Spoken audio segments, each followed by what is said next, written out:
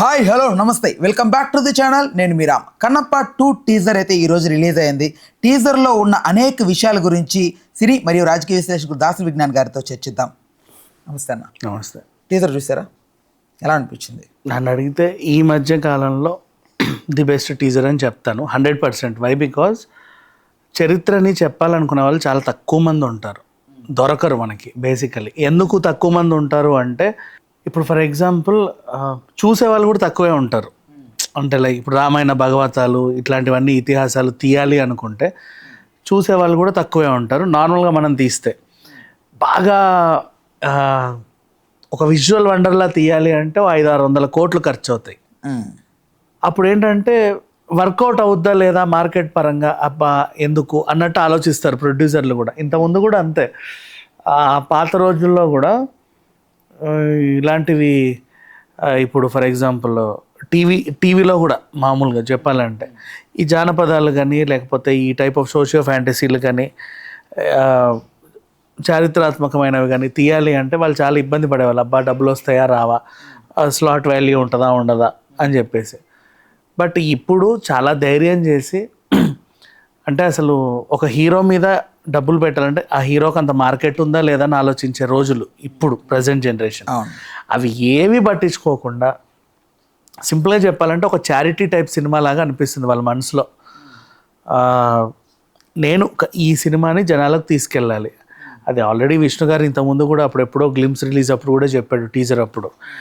నాకు 2015 నుంచి కథ రాసుకుంటున్నా అనుకున్నా తీయాలని. ఎప్పుడు శివానుగ్రహం వస్తుందో అప్పుడే తీద్దాం అనుకున్నాను.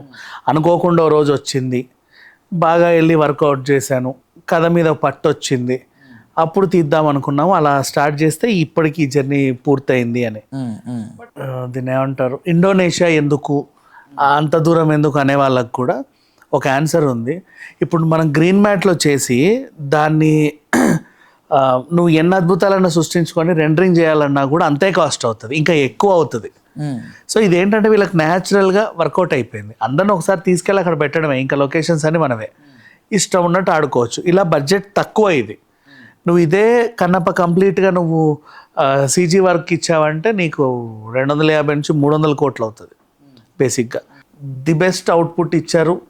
అది ఆల్రెడీ ఫస్ట్ మొన్న సాంగ్ రిలీజ్ అయినప్పుడు తెలిసింది, అంతకుముందు గ్లిమ్స్ రిలీజ్ అయినప్పుడు తెలిసింది.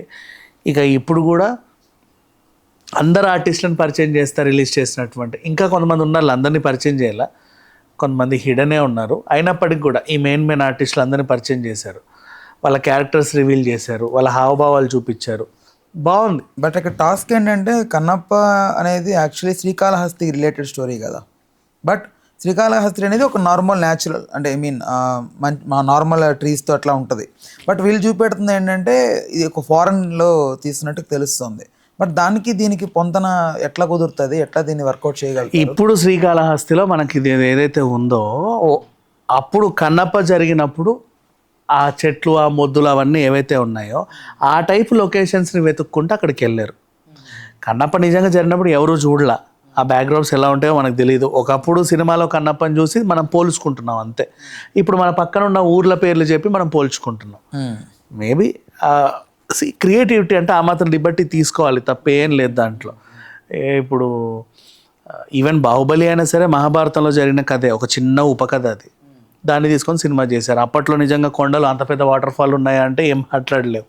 సో ఆ మాత్రం లిబర్టీ ఉంటుంది, తీసుకోవచ్చు, తప్పలేదు దాన్ని. బట్ అయితే ఇక్కడ టీజర్లో కొన్ని క్యారెక్టరైజేషన్స్ కొన్ని వింతగా అనిపిస్తున్నాయి. సో లైక్ గూడాల్లో ఉన్నట్లు ఎవ్రీబడి ఆర్ ట్రైబ్స్ అలాగే ఉంటారు, అడవుల్లోనే ఉంటారు, అలాగే ఉంటారు. ట్రైబల్స్కి వాళ్ళ వేషధారణ అలంకరణ అన్నీ డిఫరెంట్గానే ఉంటాయి. నువ్వు ఎన్నెన్నో తగిలించుకోవచ్చు నీ ఇష్టం. టీజర్లో అందరూ అంటే యాక్టర్స్ ఎవరైతే కనపడుతున్నారో వాళ్ళందరూ కూడా మా ఎలక్షన్ టైంలో మంచు విష్ణు పక్కన నిలబడ్డ ఎవరైతే ఆ ప్యానల్ సభ్యులు ఉంటారో వాళ్ళే కనపడుతున్నారు ఎక్కువగా. అంటే ఏంటి రీజన్? అలా సపోర్ట్ చేస్తే ఇలాంటి సినిమాలో పెట్టుకుంటారు. ఇది తప్పు. మా ఎలక్షన్ అప్పుడు మోహన్ లాల్కి ఏం సంబంధం? బిగ్ యాక్టర్స్ కాదు, మనం ఇక్కడ తెలుగు ప్యానల్ గురించి మాట్లాడుతున్నా. సురేఖ గారు కానివ్వండి, అయ్యో రామచంద్ర, వాళ్ళంతా మా ఆర్టిస్టులు. మంచు విష్ణు ఉన్నా వాళ్ళే ఉంటారు, చిరంజీవి సినిమా ఉన్నా. మరి అట్లాంటప్పుడు బోలాశంకర్లో కూడా ఉంది సురేఖవాణి. మరి ఏంటి? ఇప్పుడు బోలాశంకర్లో ఫుల్ లెంత్ రోలే కదా ఆమెది కూడా. మా ఎలక్షన్ తర్వాతేగా బోలా శంకర్ కూడా వచ్చింది. మరి దానికి ఏం మాట్లాడతాం? అదేం లేదు, ఎవడో అనుకుని ఉంటాడు ఇట్లాంటి, మీరు సోషల్ మీడియాలో చిల్ల చితక న్యూస్లన్నీ రాసే స్ప్రెడ్ చేసేవాడు ఉంటాడు, ఎవడో అడ్రస్లని ఒకటి చెప్పుంటాడు. బట్ అదేం చూడాల్సిన అవసరం లే. వాళ్ళంతా మా ఆర్టిస్టులు, మంచు విష్ణు ఆర్టిస్టులు కాదు, మంచు విష్ణు అసోసియేషన్ కూడా కాదు, అది మా అసోసియేషన్. సో అందరినీ వాడుకున్నాడు అంతే, అదేం లేదు. ఇప్పుడు రుద్ర క్యారెక్టర్కి సంబంధించి ఇది వరకు ట్రోల్స్ వచ్చాయి ప్రభాస్ గారికి సంబంధించి. సో బాగలేదని, అట్లా ఉన్నారు ఇట్లా ఉన్నారని, లేకపోతే డమరుకంలో రాక్షసుడు సంథింగ్ అతని పక్కన ఉంటా, అట్లాంటి దాంతో పోలీసు కొంతమంది ట్రోల్ చేశారు. బట్ ఈరోజు లిటరల్లీ ఒక చిన్న లాస్ట్ ఎండింగ్లో ఒక లుక్ అట్లా కనపడంగానే ఒక చిన్న గూస్ బంప్స్ అలా వచ్చాయి. అయితే ప్రభాస్ గారి క్యారెక్టరైజేషన్ ఎలా ఉండే అవకాశం ఉంది మీ అభిప్రాయం? ఖచ్చితంగా ప్రభాస్ గారిని పెట్టారు, పాన్ ఇండియా లెవెల్ స్టార్ని పెట్టుకున్నాడు అంటే ఆ మాత్రం ఎలివేషన్స్ ఉంటాయి, ఆ సీన్స్ కూడా అలాగే ఉంటాయి. పెద్ద పెద్ద ఆర్టిస్టులను పెట్టుకున్నప్పుడు ఏంటంటే నువ్వు క్యామియోస్కే పరిమితం చేయకుండా వాళ్ళ డేట్స్ని పూర్తిగా యూస్, అంటే గెటప్ వేసిన తర్వాత ఫుల్గా యూటిలైజ్ చేసుకుంటారు. కొంచెం స్క్రీన్ స్పేస్ వీలైనంత వరకు పెంచాలని ట్రై చేస్తాడు. ఇంకోటి చెప్తాను విను, మంచు విష్ణు లాంటి ఒక హీరో ప్రభాస్ని పెట్టుకొని చేశాడు అంటే ఆయన ఒప్పుకోవడం కూడా ఒక గ్రేట్. అసలు ఈయన పెట్టుకోవాలని ఆలోచన రావడం కూడా గ్రేట్. ఎందుకంటే ఇంతమందిని పెట్టుకుంటే నేను ఎక్కడ డీవియేట్ అయిపోతానన్న ఫీలింగ్ కూడా లేదు. నేను సినిమా చేస్తున్నాను, నా క్యారెక్టర్ ఇది, తిన్నాడు అంతే. ఆ క్యారెక్టర్కి ఈయన సూట్ అవుతాడు, ఈ క్యారెక్టర్ ఈయన సూట్ అవుతారు, అలాగే వెళ్ళాడే తప్పితే ఇంకా ఎక్కడ ఏమనిపించలే. డేవన్ ఎంత కలెక్ట్ చేయొచ్చు నాకు అన్నప్ప? అంత చెప్పలేము. డేవన్ ఎంత కలెక్ట్ చేయొచ్చు? ప్రభాస్ గారు ఉన్నారు కదా ఇక్కడ మెయిన్, అది వీళ్ళు ఉన్నారు వాళ్ళు ఉన్నారు అనేది లేదు. ఈ మూవీకి తగ్గ మార్కెటే ఉంటుంది. వాళ్ళు రిలీజ్ చేసుకునే థియేటర్స్ని బట్టి వాల్యూ ఉంటుంది అంతే. కాంపిటీషన్ని బట్టి, రిలీజ్ చేసుకునే థియేటర్స్ని బట్టి, నువ్వు ఎవరున్నా సరే కాంపిటీషన్ ఉంటే నీకు రావాల్సిన కలెక్షన్స్ తగ్గివే వస్తాయి. ఇప్పుడు ఫర్ ఎగ్జాంపుల్ పుష్ప ఉంది, సోలోగా వచ్చింది, దేవరా సోలోగా వచ్చింది, అట్లా వస్తే వచ్చే కలెక్షన్స్ వేరు. నువ్వు ఎంత రిలీజ్ చేసుకుంటే అంత. అక్కడ ఎవరు ఉన్నారు అనేది కాదు, నువ్వు ఎవరు లేకుండా కూడా జస్ట్ మన ఇద్దరిని కూర్చోబెట్టి కూడా నువ్వు సినిమా తీసి ప్రపంచవ్యాప్తంగా ఒక 1,00,000 స్క్రీన్లలో రిలీజ్ చేస్తే కూడా నీకు ఫస్ట్ డే 500 కోట్లు వస్తాయి. అదే విషయం అది చెప్తున్నా.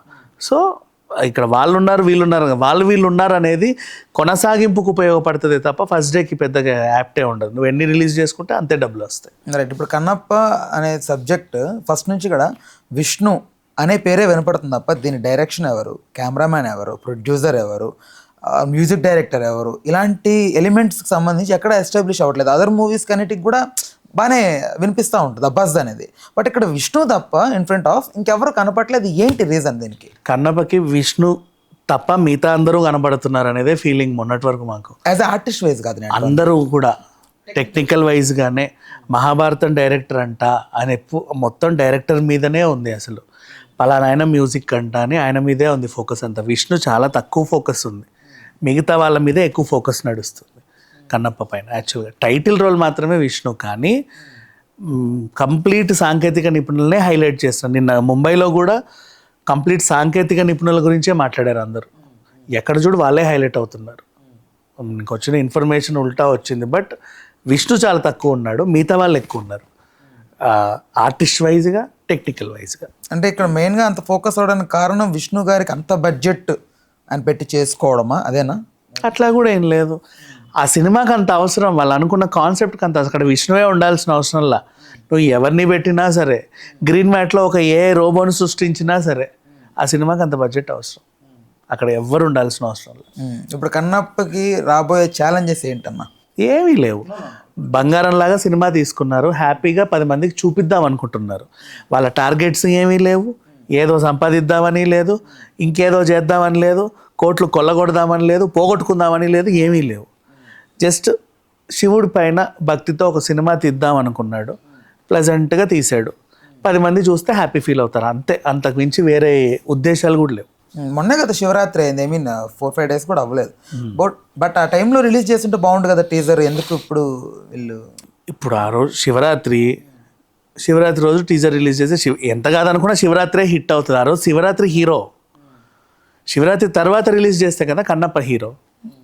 మరి శివరాత్రి రోజు ఎంత కాదన్నా శివరాత్రి శివుడే హీరో, శివరాత్రి తర్వాత చేస్తేనే కన్నప్ప హీరో, జనాలకి రీచ్ ఎక్కువ ఉంటుంది. రైట్. ఇప్పుడు కన్నప్పని అడ్డుకునే దానికి ఏదన్నా శక్తులు వెనక నుంచి పనిచేస్తున్నాయి ఉంటాయి, అవి యాజ్ యూజువల్గా ఉంటాయి. ఎప్పుడూ ఉంటాయి. మన దేవరకు ఉన్న వాళ్ళే, పుష్పకు ఉన్న వాళ్ళే దీనికి కూడా ఉంటారు, ఆబ్వియస్లీ ఉంటారు. చేస్తే ఎలాంటి డ్యామేజెస్ అవ్వచ్చు అన్న? ఇంతే, అది బాగాలేదు ఇది బాగాలేదని ట్రోల్ చేసుకుంటారు. ట్రోల్ చేస్తే మళ్ళీ వీళ్ళు ఎక్కడ స్ట్రైక్లు వేస్తారు అని చెప్పేసి ఇంకా తెలివిగా థియేటర్కి ఫస్ట్ డే వెళ్ళేసి ఫస్ట్ షో టికెట్లన్నీ బుక్ చేసుకొని అది బాగాలేదు ఇది బాగాలేదని నెగిటివిటీ స్ప్రెడ్ చేయడానికి ట్రై చేస్తూ ఉంటారు. ఒకవేళ పాజిటివిటీ వచ్చినా కూడా బెదిరించి రాయిపిచ్చాడు, ఇలా యూట్యూబ్ ఛానల్ మీద స్ట్రైక్స్ వేసి విష్ణు అనే పేరు అయితే వస్తుంది కదా విష్ణుకి. ఏంటి ఎలాంటివి? ఇప్పుడు రేపు ఇప్పుడు పాజిటివ్ నిజంగానే సినిమా బాగుంది, బాగుంటది కూడా అని అనుకుంటున్నాను. నాకైతే టీజర్ చాలా బాగా నచ్చింది, చాలా. సో సినిమా బాగుంది, ఎక్స్ట్రాడినరీగా తీసాడు. ఇఫ్ ఇన్ కేస్ రైటర్స్ లేకపోతే యూట్యూబర్స్ మంచిగా రివ్యూ పెట్టినా కూడా విష్ణు ఇలా ఆల్రెడీ ఇది వరకు యూట్యూబర్స్ ని బెదిరించి స్ట్రైక్స్ వేసి మరి పాజిటివ్ రివ్యూస్ కోసం ట్రై చేశాడు. సో ఇది కూడా పెయిడ్ రివ్యూ, లేకపోతే ఇది కూడా ఇలాంటి బెదిరింపు తాలూకు రివ్యూసే అని అభిప్రాయం వస్తుంది కదా జనాల్లో. ఎవరికైతే వచ్చిందో ఆ జనాల్ని తీసుకురా, నేనే తీసుకుంటా, ఒక్కొక్కడిని 32 పలురాలు నా చెప్పుతో కొడతా. అలాంటి అభిప్రాయాలు ఎవరికి రాకూడదు, రావు కూడా. అంత దరిద్రంగా ఆలోచించేవాళ్ళు అసలు మనిషే కాదు. ఫస్ట్ ఆఫ్ ఆల్ విషయం ఏంటంటే బెదిరించి మరీ మంచిని చెప్పడానికి ఎవడో ఉండడు. చూసినోడికి అర్థమైంది కదా ఏది బాగుంది ఏది బాగాలేదు. ఇప్పుడు దేవరా ఉంది, బాగాలేదని చెప్పాడు ఎవడో మైక్ పట్టుకొని, చూసిన వాళ్ళందరికీ నచ్చిందిగా, అరే బాగుందే అన్నారు. పుష్ప ఉంది, బాగాలేదు ఫ్లాపు అన్నారు. రీలోడెడ్ వర్షన్, మరి బాగాలేని సినిమాకి 20 నిమిషాలు అతికిస్తే ఎంత, అతికించకపోతే ఎంత? పెద్ద హిట్, మళ్ళీ తండాలకు వెళ్ళారు. మరి ఇప్పుడు దీనికి ఎందుకు అట్లా వస్తుంది? ఎవడనుకుంటాడు అట్లా? అసలు అనుకునేవాడు ఎవడాడు? ఎందుకు అనుకుంటారు? అండ్ వాళ్ళ గురించి మనం మాట్లాడుకోవడం కూడా వేస్ట్. రైట్, ఓవరాల్గా కన్నప్ప గురించి అయితే ఇది. Right, thanks for the time, thanks for information అన్న.